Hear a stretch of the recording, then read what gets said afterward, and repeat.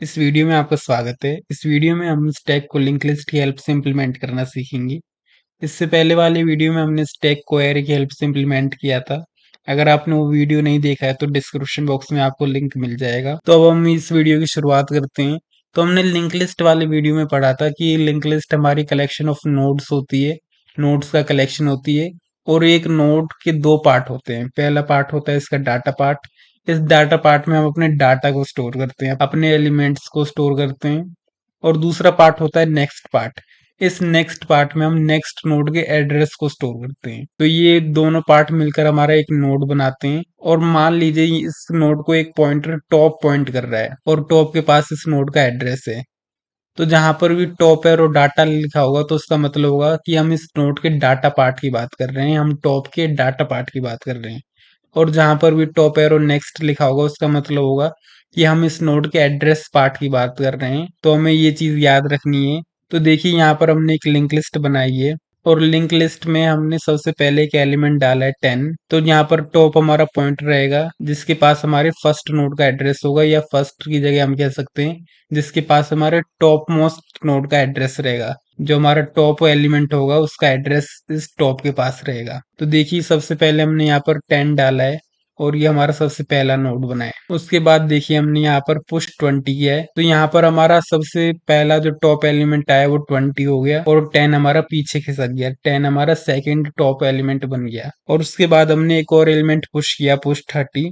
देखिए पुश का मतलब होता है एलिमेंट को इंसर्ट करना, एलिमेंट को ऐड करना। ये हमने पिछले वीडियो में पढ़ लिया था। तो देखिए जब हमने इस 30 को पुश किया तो हमारा टॉप एलिमेंट बन गया 30, हमारा फर्स्ट एलिमेंट बन गया 30। और उसके बाद हमारे बाकी सारे एलिमेंट और पीछे खिसक गए। फिर 10 को हमने सबसे पहले पुश किया था, वो सबसे लास्ट में चले गया। तो इस प्रकार से हमारा लिंक लिस्ट में स्टैक काम करता है। तो मान लीजिए हमें यहाँ पर एक और एलिमेंट इंसर्ट करवाना है, ये 40। तो देखिए इसको हम कैसे कराएंगे। और इसके पास हमने ये पॉइंटर पी है जो इसको पॉइंट कर रहा है। तो देखिए इसमें हमें सबसे पहले क्या करना पड़ेगा, जो पी का जो ये नेक्स्ट पार्ट है, ये वाला जो पार्ट है, इस पी के नेक्स्ट पार्ट में हमें इस टॉप का एड्रेस स्टोर कराना पड़ेगा।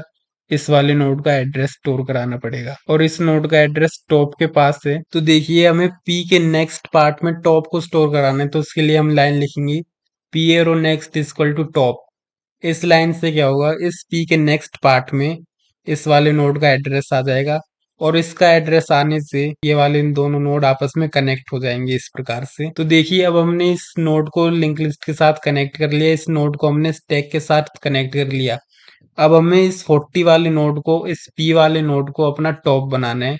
तो इसके लिए हम क्या करेंगे, हम इस टॉप पॉइंटर के अंदर इस वाले नोड का एड्रेस स्टोर कर देंगे और इस वाले नोड का एड्रेस है पी के पास।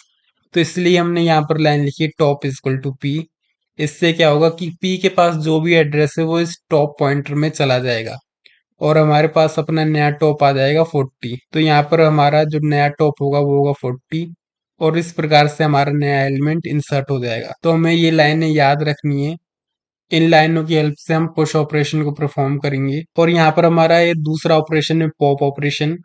इस पॉप ऑपरेशन में क्या होगा, इस पॉप ऑपरेशन में हमारा टॉप एलिमेंट डिलीट हो जाएगा। तो इसको डिलीट करने के लिए हम लिखेंगे top equal to top arrow next. तो देखो इस फर्स्ट नोड को डिलीट करने के लिए हम लाइन लिखेंगे top equal to top arrow next.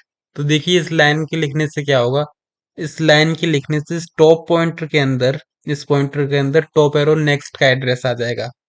Top arrow next यानी कि इसका एड्रेस आ जाएगा और इसके पास सेकंड नोड का एड्रेस है। तो इस टॉप के पास सेकंड नोड का एड्रेस आ जाएगा और इससे हमारी ये फर्स्ट नोड है वो लिंक लिस्ट से कट जाएगी और जो हमारा सेकंड एलिमेंट है वो हमारी टॉप एलिमेंट बन जाएगा। तो इस प्रकार से हम पॉप फंक्शन का यूज करेंगे।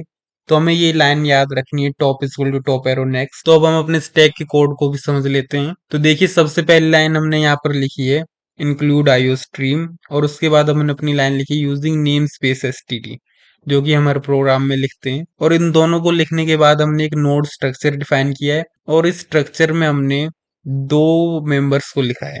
सबसे पहला मेंबर हमने लिखा है इंट डाटा, जिसमें हम अपने एलिमेंट्स की वैल्यू को स्टोर करेंगे। और दूसरा हमने लिखा है नोड स्टार नेक्स्ट। तो यहाँ पर हमने स्टार नेक्स्ट नाम का एक पॉइंटर बनाया है और इस पॉइंटर के अंदर हम नेक्स्ट नोड के एड्रेस को स्टोर करेंगे। और इसके आगे हमने ये नोड इसलिए लिखा है, तो जब भी हम कोई पॉइंटर यूज करते हैं तो उसके डिक्लेयर करते समय हमें बताना होता है कि उस पॉइंटर के अंदर हम किसके एड्रेस को स्टोर करेंगे, किस डाटा टाइप के एड्रेस को स्टोर करेंगे।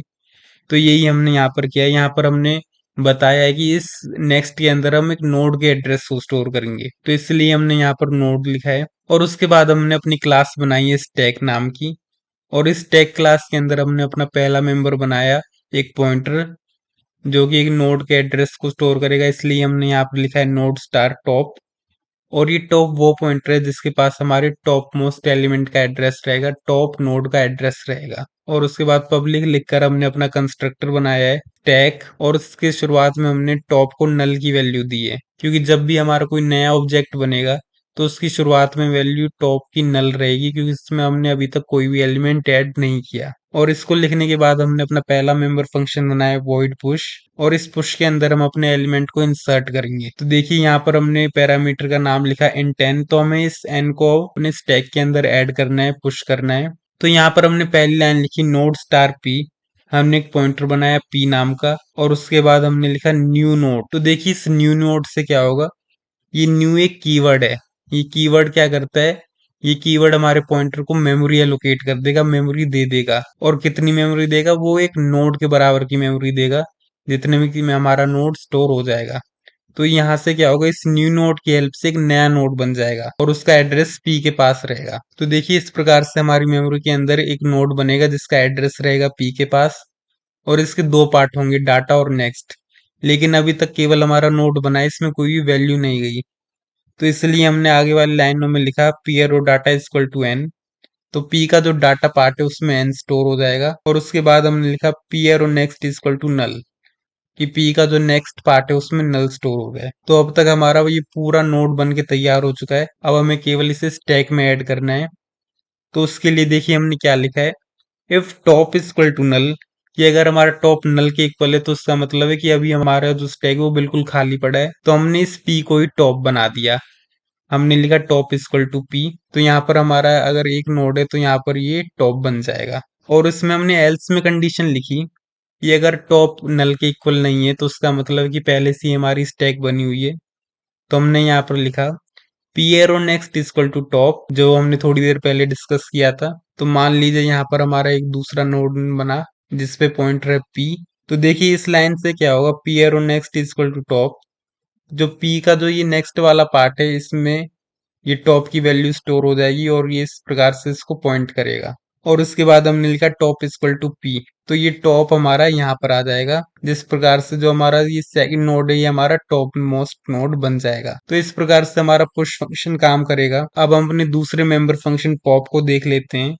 तो इसमें हमने इसका रिटर्न टाइप वॉइड लिखा और फंक्शन का नाम रख लिखा पॉप। यहाँ पर सबसे पहले हमने कंडीशन चेक की अंडरफ्लो की, if top equal to null, कि अगर हमारा टॉप नल के इक्वल है तो इसका मतलब ये अंडरफ्लो केस है और इसमें हम एलिमेंट को डिलीट नहीं कर सकते। और इसके एल्स पार्ट में हमने एक लाइन प्रिंट करवाई, deleted element is top arrow data. तो यहाँ पर ये एरो नीचे, तो यहाँ पर हमने ये लाइन प्रिंट कराई, deleted element is top arrow data. और इस लाइन को प्रिंट करवाने के बाद हमने एलिमेंट को डिलीट किया।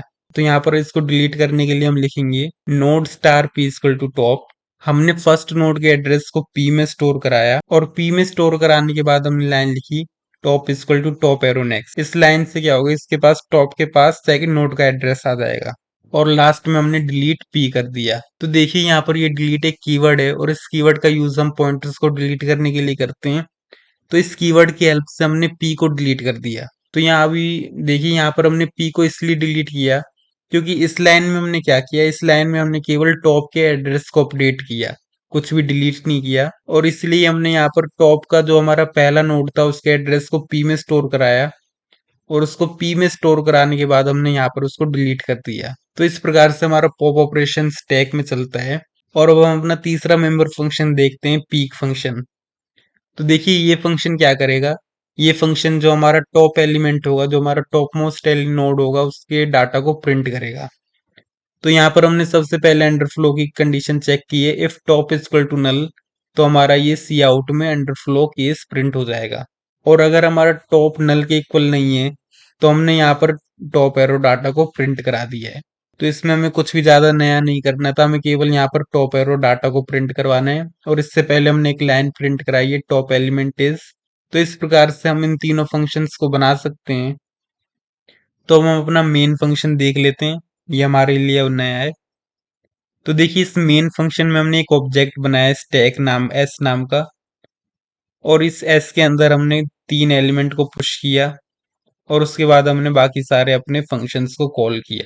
तो अब हम इसको रन करके देखते हैं और आउटपुट को चेक करते हैं। तो देखिए मैंने इसमें इनपुट दिए थे 4, 5 और 44। तो हमारा जो टॉप मोस्ट एलिमेंट आया वो आया 44, जो कि मैंने सबसे लास्ट में एंटर किया था, जो कि बिल्कुल सही है। और उसके बाद हमने डिलीट कर दिया 44 को पॉप फंक्शन की हेल्प से। और लास्ट में हमने जो पीक फंक्शन कॉल किया था उसका आउटपुट आया टॉप एलिमेंट इज 5, क्योंकि 44 को डिलीट करने के बाद हमारा टॉप एलिमेंट 5 बन जाएगा, तो ये भी बिल्कुल सही है। तो इस प्रकार से हम स्टैक को लिंक लिस्ट की हेल्प से इम्प्लीमेंट कर सकते हैं। अगर आज की वीडियो में आपको कोई भी डाउट हो तो आप कमेंट सेक्शन में पूछ सकते हैं, मैं उसको सॉल्व करने का पूरा प्रयास करूंगा। Thank you.